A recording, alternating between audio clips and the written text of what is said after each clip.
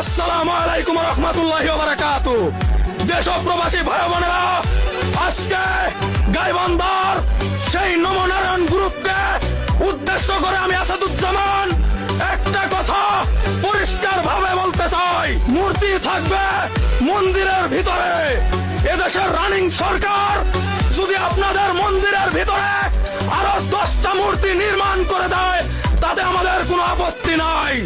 কিন্তু এই 98% মুসলিম বাংলাদেশের রাজপথে আপনাদের মূর্তি নির্মাণ করতে দেওয়া যাবে না, যাবে না, যাবে না। আপনারা ভুলে গেলে চলবে না, এটা ভারত নয়, এটা বাংলাদেশ। এটা গৌর গোবিন্দর দেশ নয়, এটা শাহজালালের বাংলাদেশ। আপনারা ভুলে গেলে চলবে না, এটা শুভেন্দ্র দাদুর দেশ নয়, এটা আল্লামা সাইদের স্বপ্নের বাংলাদেশ।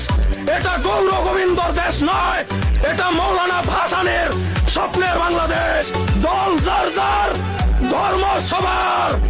আওয়ামী লীগ মরে নাই, বিএনপি মরে নাই, জামাত ইসলাম মরে নাই, এনসিপি মরে নাই, ইনকিলাব মরে নাই, প্রবাসীরা মরে নাই। আমি দেখতে পাচ্ছি এই গাইবান্ধার এক টুকাই বলেছে, যদি কোনো মুসলিম মানতে না পারো এই মূর্তিকে, তাহলে সকল মুসলিম গাইবান্ধা ত্যাগ করো।